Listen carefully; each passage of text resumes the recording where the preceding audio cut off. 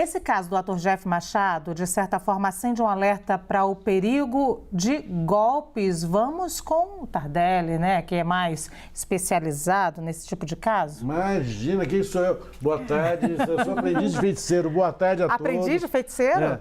Boa tarde, Samanta, Poit, meu querido. Boa tarde, Gabi. Boa tarde, Lu. Boa tarde. Eu acho que esse tipo de situação, todos nós estamos sujeitos na vida, certo? De ter alguém que possa fazer uma... Agora, um negócio que vai nessa profundidade, que vai nessa crueldade, que vai a esse ponto, eu não diria para as pessoas tomarem cuidado, não há um cuidado a se tomar contra isso. Isso é uma coisa que pode acontecer na vida da gente quando acontece essa tragédia toda. Só me pareceu um pouco, me permita o promotor do Rio de Janeiro, um pouco infeliz a afirmação dele de chamar Jeff de vítima perfeita. Machuca, né? A mim incomodou, ouvir, né? Eu senti um incômodo aqui, porque a vítima não pode ser objeto de julgamento, certo?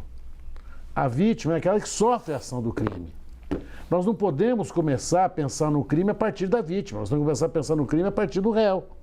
Se a gente fizer isso, nós começamos a criar situações assim muito nebulosas e até de legitimação de ações violentas. Você entendeu o que ele quis dizer, mas a forma que ele disse ou o que ele disse foi muito... Foi muito infeliz, eu acredito. Eu acredito que ele deve ter se arrependido, porque a gente fala coisas às vezes e depois se arrepende, quem sabe essa tenha sido uma delas.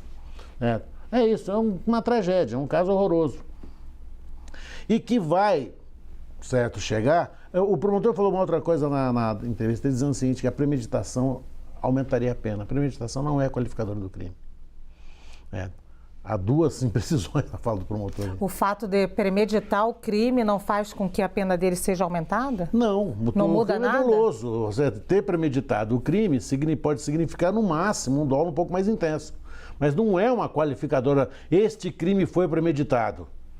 Todo crime doloso, de certa maneira, tem uma premeditação que é a voluntariedade, o dolo, a vontade de agir. Essa premeditação é muito mais um argumento novelesco do que propriamente jurídico. O dolo que ele diz aqui, é claro que as pessoas devem saber, mas a gente, claro, reforça, né? É a intenção de né? matar. E a culpa, não. Aliás, tem um filme do Hitchcock que deve ter inspirado eles. Chama Festim Macabro. Por que essa ligação? Relembre-nos, por favor. O Festim Macabro é uma das grandes obras de Hitchcock. O professor é convidado por dois alunos a jantar no apartamento deles. Há uma sugestão de um relacionamento homoafetivo e havia um terceiro aluno que compunha essa turma que não estava lá.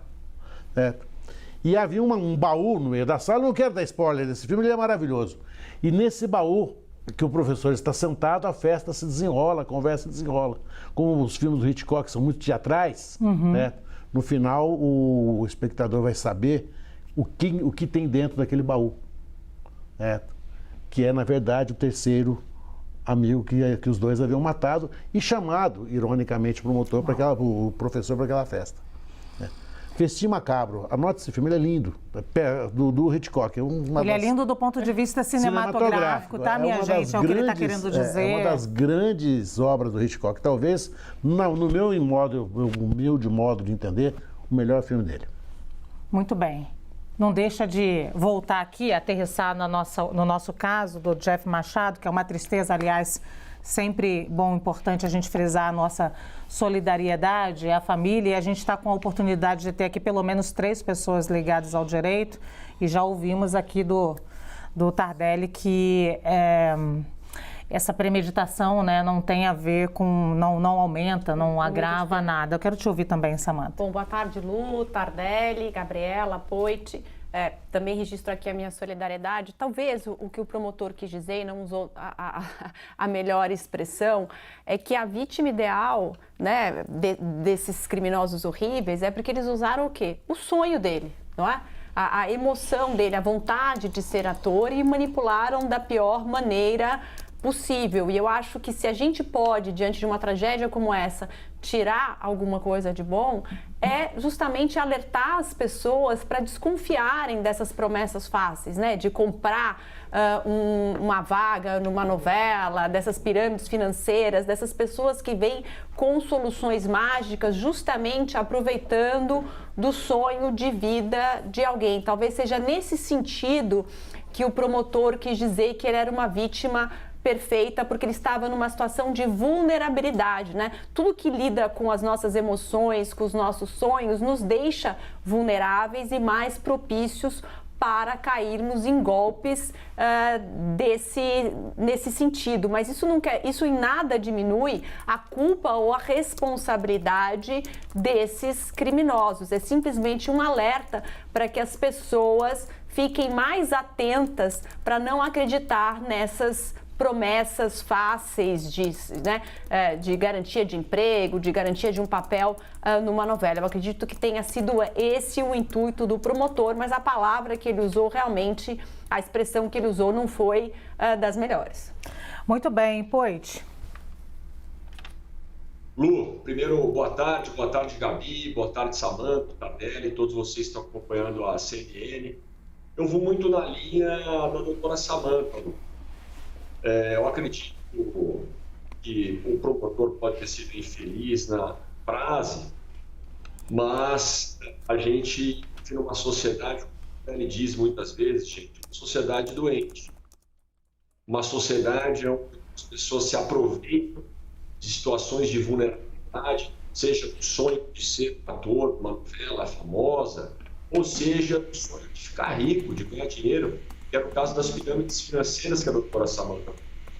Então, a conscientização, a gente trazer luz para esse tema, alertar as pessoas, é lógico que ajuda a gente a diminuir esse tipo de crime, que é o medo, imagina a família do Jeff está se sentindo isso, sabendo como se sucedeu o crime.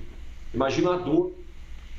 Agora, Lu, a gente não pode tirar a responsabilidade, buscar captar e exemplarmente criminosos, porque senão parece que a culpa é da vítima que estava vulnerável, a culpa é da vítima que tinha. Então eu entendo essa preocupação do Tardelli pelo criminoso, sabe, que tem que ser pego e responsabilizado. Mas fico alerta, mais uma vez, golpe atrás dessa sociedade e realmente no momento muito difícil. Muito bem, Gabi. Boa tarde, Lu, Tardelli, Samanta, Poit, todas e todos que estão nos acompanhando. Bom, primeiro eu gostaria de prestar minha solidariedade à família, né, do Jeff. Acho muito triste o que aconteceu com ele e concordo com todas as falas que me antecederam, mas eu acho que essa é uma oportunidade também para a gente, assim, fazer um apelo e chamar a responsabilidade às emissoras para que elas divulguem como é que os atores, como é que é feita o casting dos atores, como é que eles selecionam os novos atores, né? Eu sei que é necessário que tenha DRT, que cada emissora tenha um banco de elenco, né, lá de inscrição de talentos, eu imagino que tenham canais para isso, mas talvez seja pouco divulgado e por conta também de um histórico que existe, né, no mundo do entretenimento. A gente sabe aí o Me Too, que é um movimento que começou, tem acho que, se eu não me engano, 5, 6 anos que começou o Me Too, denunciando que, olha, as pessoas, né, em Hollywood, não estou falando aqui do Brasil, tá, gente? Estou falando que é um movimento mundial. Em Hollywood, as atrizes eram selecionadas, tinha aquele famoso teste do sofá, várias denúncias nesse sentido, de assédio,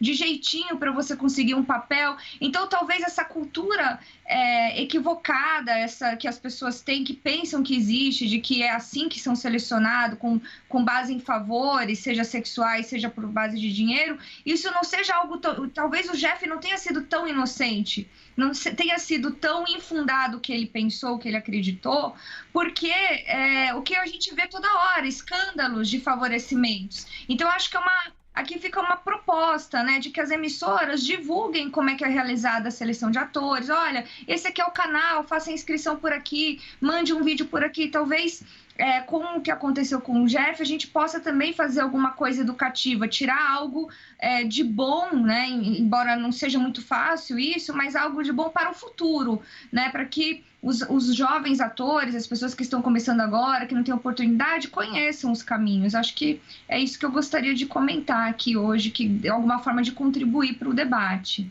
Muito bem, Gabi, você trouxe um ponto aí muito importante para a gente pensar.